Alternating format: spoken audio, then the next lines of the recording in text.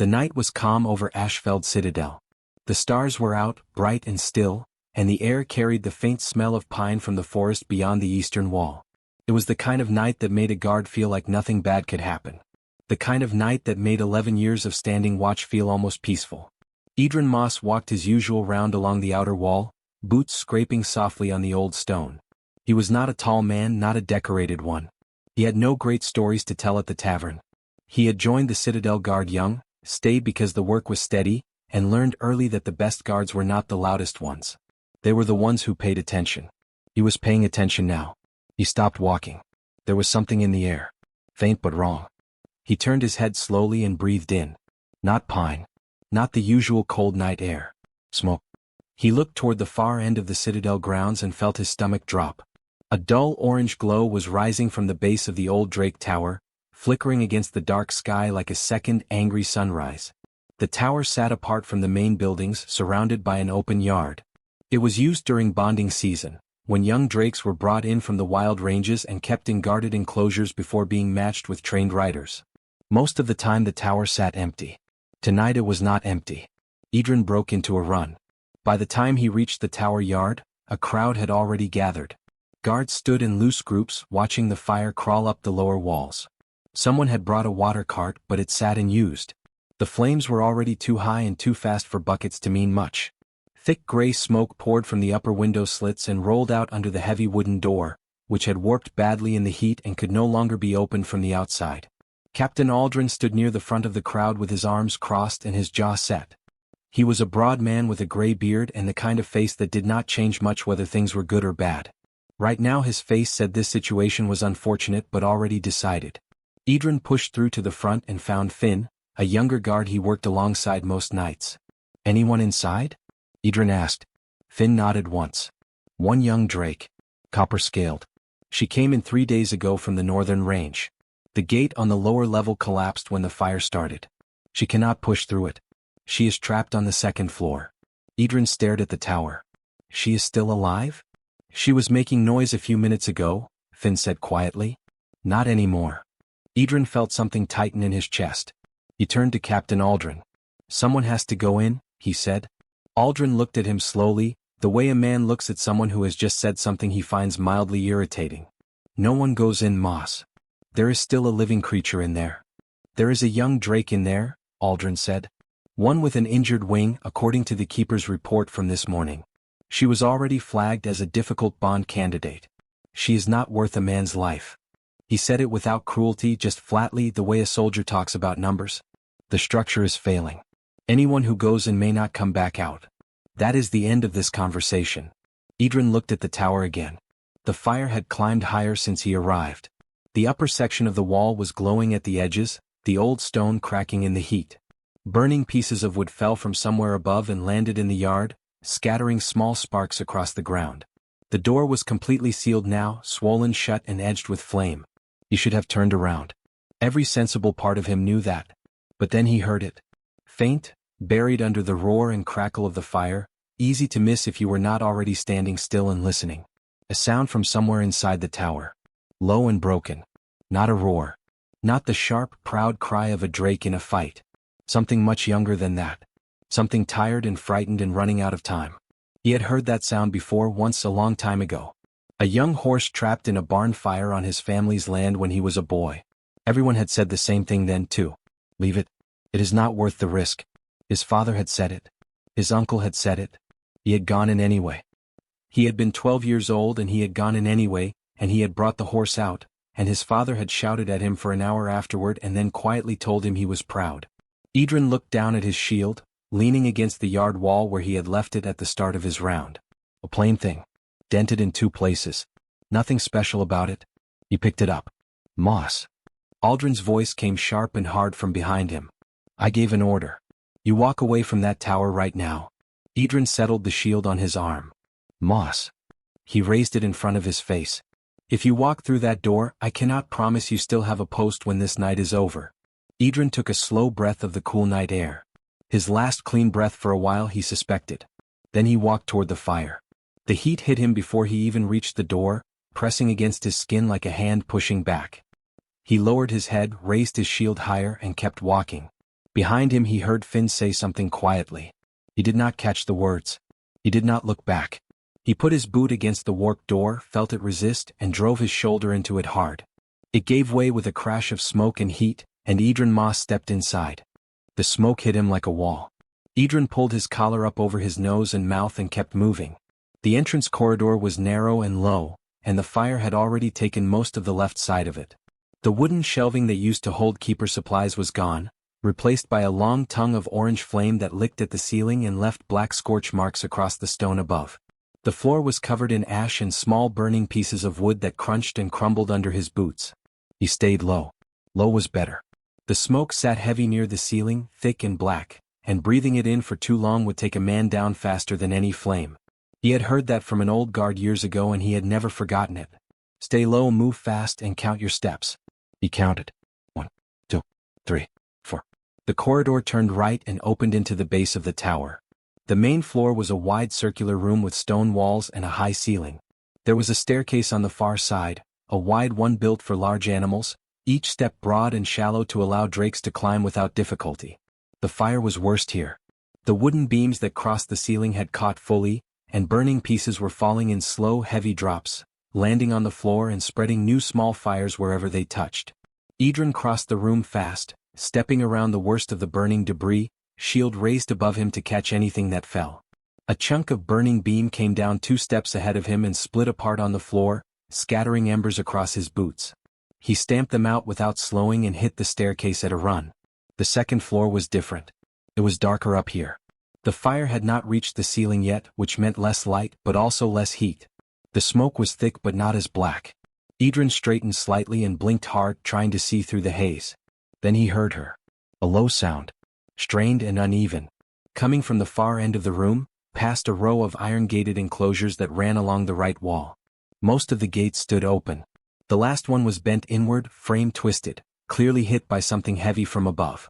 And beyond it, pressed against the back wall of the enclosure, was the drake. She was smaller than he had imagined. He had seen full-grown drakes before, the massive ones the senior riders flew on formal occasions, creatures so large they blocked the sun when they passed overhead. This was nothing like that. This was young. Her body was roughly the size of a large horse, compact and low to the ground, with a long neck and a tail that curled tight against her side. Her scales were copper, a warm reddish-brown that caught the firelight and threw it back in small broken flickers. Under different circumstances she might have looked beautiful. Right now she looked terrified. Her left foreleg was pinned beneath a heavy stone beam that had come down from the floor above, crashing through the ceiling of the enclosure and landing squarely across the lower part of her leg. Her left wing was bent at the wrong angle, the membrane stretched and the joint sitting too low. She had clearly tried to pull free and failed. Her claws had left deep scratches in the stone floor around the beam where she had scrabbled and fought and gotten nowhere. She saw Edran the moment he came around the bent gate. She reacted instantly. Her head came up fast, neck extended, and she snapped hard at the air between them. A sharp warning. The sound of her teeth coming together was loud even over the noise of the fire below. Her eyes were wide and bright, the pupils thin vertical slits surrounded by deep amber, and they were fixed entirely on him. Her tail struck the stone floor once, hard, sending a crack of sound through the room. Edran stopped. He did not step back. He did not raise his shield between them. He simply stopped moving and stood still, letting her look at him, letting her understand that he was not coming any closer until she was ready. She snapped again. Shorter this time. Less certain.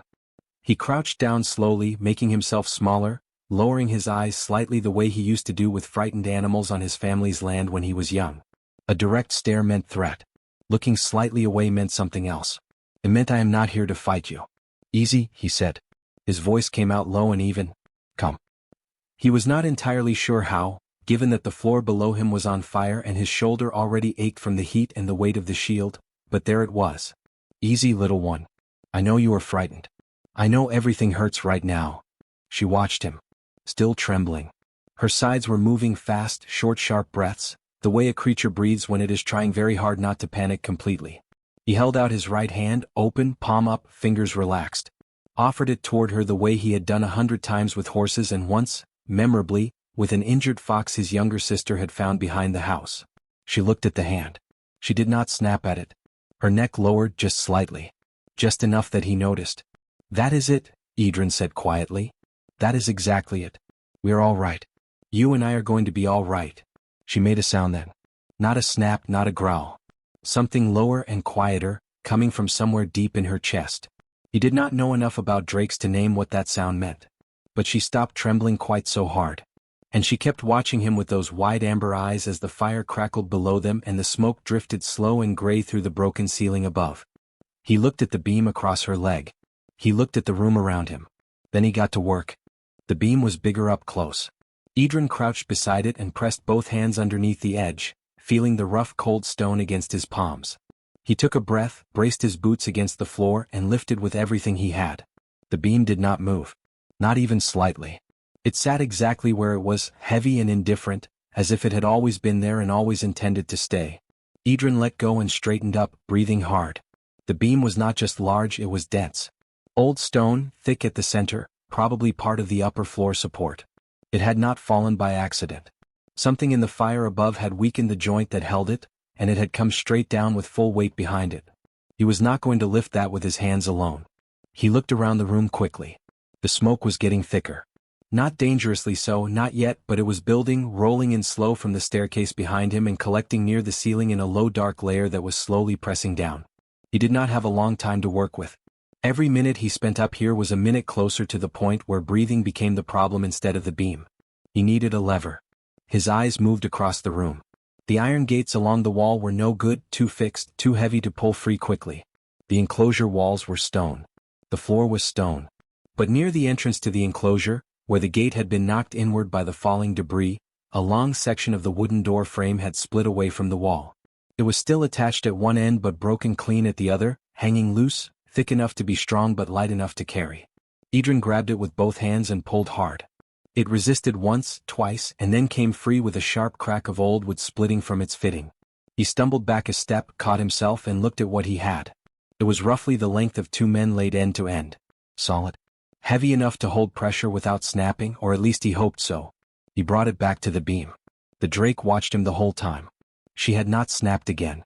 She lay with her head low, eyes tracking every move he made, her injured wing still hanging wrong at her side. Her pinned leg had stopped struggling. Either she had worn herself out trying to pull free, or something about the way he moved had told her to wait and be still. He chose to believe it was the second one. He wedged the end of the door frame under the edge of the beam, pushing it in as deep as it would go, angling it low so the leverage would work upward. Then he found a loose stone block near the base of the enclosure wall, not large, about the size of a loaf of bread, and dragged it over. He set it under the door frame close to the beam so the frame rested across it like a seesaw. He looked at the drake. When it lifts, he said, you pull back. All right? Pull straight back. She blinked at him slowly. He had no idea if she understood a single word. He chose to believe she did. He moved to the far end of the door frame, the long end, and pushed down with both hands. The frame bent slightly under the pressure but held. The beam shifted. Just a little. Just a small grinding scrape of stone against stone, but it was real and it was movement, and Edran pushed harder, leaning his full weight onto the end of the frame, driving it down with everything his arms and back and legs had left. The beam rose. Not high. Perhaps the width of two hands at the most. But the drake felt it immediately. She pulled her leg back fast, claws raking the stone floor, dragging the pinned limb free in one hard scraping motion. Edran heard her make a sharp sound, pain clear in it, but she kept pulling, and then her leg was out, tucked against her body, and the beam dropped back to the floor with a crash that shook the room. Edran let go of the frame and straightened up. He had about half a second to feel relieved. Then the ceiling above him cracked. He looked up without thinking, which was the wrong thing to do. A section of the stone ceiling, weakened by the fire eating through the floor above, gave way all at once. It did not fall slowly. It came straight down, fast and heavy, and Edran threw himself sideways but not quite fast enough. The edge of the falling section caught his left shoulder with a glancing blow that spun him hard to the right and drove him into the ground. He hit the stone floor and lay still. The world went quiet for a moment. Not silent, the fire was still roaring below him, the smoke still moving, the heat still pressing down from above. But inside his own head everything went briefly, mercifully quiet. Then the pain arrived. His left shoulder was wrong. Not broken, he did not think, but something had pulled badly, something deep in the joint that sent a hot white line of pain down his arm every time he tried to move it. He lay face down on the ash-covered floor, breathing carefully, trying to remember how many steps it was back to the staircase. He heard a sound. Close. Very close. He turned his head and she was there. The Drake. Standing 2 feet away from him, her injured wing still hanging low, her freed leg held slightly off the ground. The window at the far end of the room was right behind her. Wide open. Low enough for her to climb through and drop to the yard below. She had not gone through it. She was looking at him. Not at the window. Not at the staircase. At him, lying on the floor, one shoulder useless, covered in ash and breathing hard. He looked at her. She looked at him. "You could go," he said. His voice came out rougher than before. "Window is right there. You could manage it." She did not move toward the window. He pushed his right hand flat against the floor and started to get up. It was slow and it was not graceful, and his shoulder sent sharp complaints all the way through the process. But he got there. He got his knees under him, then his feet, then he was standing, swaying slightly, shield still somehow on his right arm. He looked at the window. He looked at her. "All right then," he said quietly. "We go together." Edran reached the window first. He gripped the stone ledge with his good hand and looked down. The courtyard below was lit by the fire, orange and shifting, the light making distances hard to judge. But he did not need to judge it carefully to know it was bad. The drop was at least 4 times his own height. Stone ground at the bottom. Hard and flat and completely unforgiving. He looked back at the staircase. The smoke coming up from below was darker now. Blacker. The kind of smoke that meant the lower floor was not just burning but collapsing. He could hear it, a deep uneven groaning from somewhere beneath his feet, the sound of old stone and old wood giving up all at once. The staircase was not a safe way down anymore. It might not even be a way down at all. The window was the only option left. The Drake came up beside him and looked out. She was close enough that he could feel the heat coming off her scales, warmed from the inside by something other than the fire around them. She looked down at the courtyard the same way he had, slow and steady, and then she made a low sound in her throat. He looked at her wing. The right one, the good one, was folded against her side, the membrane smooth and unbroken as far as he could tell in the dim shifting light. It was large. Larger than it looked when folded. If she spread it fully it would stretch well past the width of the window on either side. The left wing was wrong. The joint sat too low and the membrane near the top was pulled tight in a way that meant it would not open properly, maybe not at all. She could not fly. Not with one working wing and one damaged one. Flying needed both. But falling was different from flying. Edran had heard the older writers talk about it once, years ago, sitting around a fire after a long patrol. They had been talking about young drakes learning to fly, and one of them had said something that stuck. He had said that a single good wing could not lift a drake, but it could angle a fall. Could slow it. Could turn a drop that would kill into a drop that merely broke things. He was very much hoping that Ryder had known what he was talking about. He turned to the drake and put his hand on the side of her neck, gently. She did not pull away. Her scales were warm and smooth under his fingers, each one slightly raised at the edge like the overlapping tiles on a roof. "I need to hold on to you," he said. "When we go through that window I need to hold on and not let go. Can you allow that?" She turned her head and looked at him with one amber eye. He took that as a yes. He got his right arm around her neck, just below the jaw, holding firm but not tight. His left arm responded badly when he tried to raise it, the shoulder sending a hard pulse of pain down to his wrist. He got the arm up anyway, locking it over her neck from the other side, gripping his own wrist to hold the position. It was not comfortable. Would have to do. He looked at the window. "Together," he said. "On 3. 1. The floor beneath them shuddered. A deep crack ran through the stone somewhere below, and the room tilted slightly, just a degree or two, but enough to feel. 2. The drake shifted her weight forward, toward the window. He felt it in her neck, the muscles tensing, the body preparing. She understood. He did not know how much she understood, but she understood this. 3. They went through the window together. The first thing Edran felt was the cold air. After the heat of the tower it hit him like cold water, sudden and sharp and everywhere at once. The fire's roar dropped behind them, and for one strange stretched moment there was almost silence, just wind and the distant shouts of people below getting rapidly closer. Then the drop took hold. He felt her right wing open. It did not snap out clean the way a healthy wing would. It dragged against the air, fighting to spread fully, the muscles working hard against the speed of the fall. But it caught. It caught the air and pulled, and the fall that had been straight down became something else, something angled, something that was still fast and still very much falling but was no longer purely vertical. Edran held on. He pressed his face against her neck and held on with both arms and did not let go, not when the wind tore at his clothes, not when his bad shoulder screamed at the strain, not when the courtyard rushed up toward them faster than he would have liked. They hit the ground hard. The drake took most of it on her haunches, legs absorbing the impact the way a horse lands after a jump, but the force was still enormous. She went down onto one side, rolling slightly, and Edran came off her neck and hit the stone courtyard on his right side, bouncing once and sliding to a stop in a patch of ash and loose grit. He lay still. Everything hurt. His shoulder, his side, his right knee, things he had not even noticed injuring during the whole process. His ears were ringing.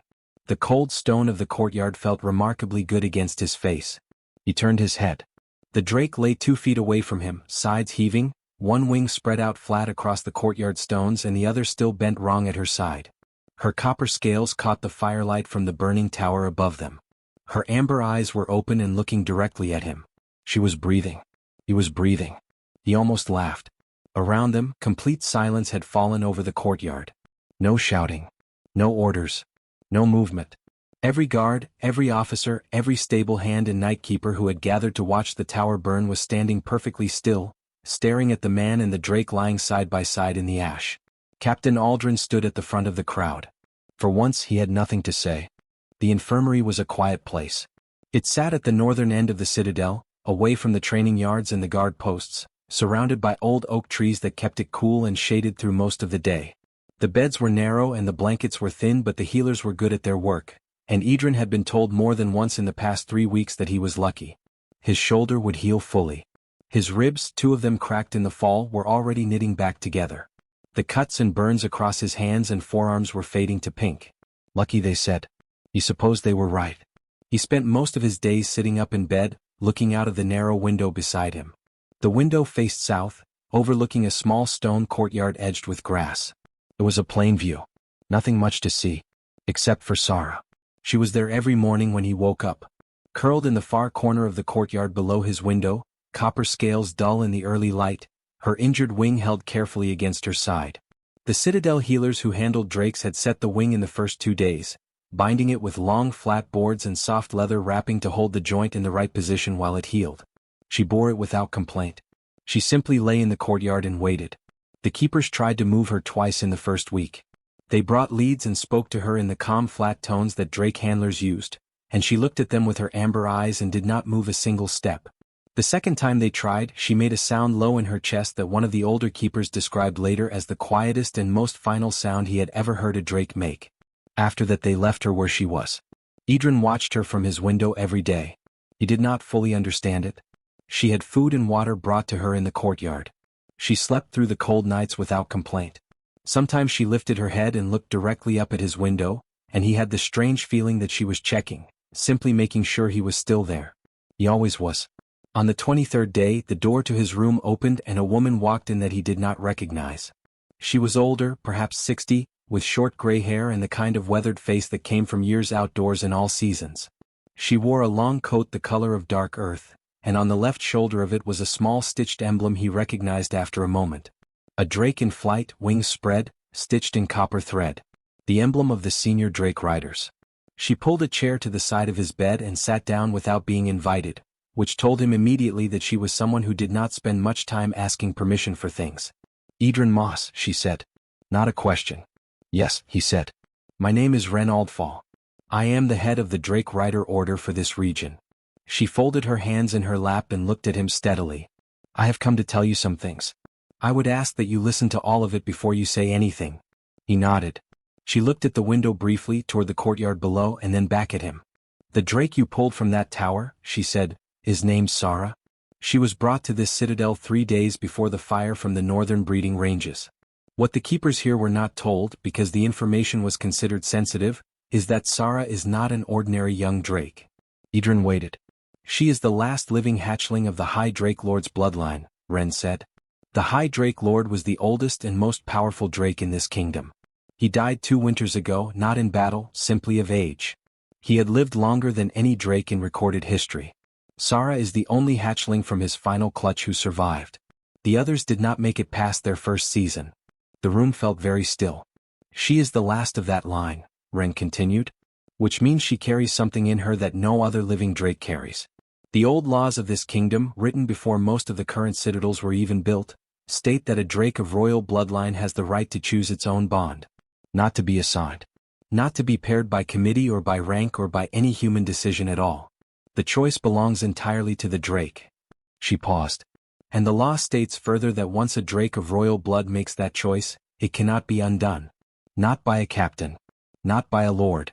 Not by anyone. Edran looked at the window. She chose me, he said quietly. She chose you, Ren said.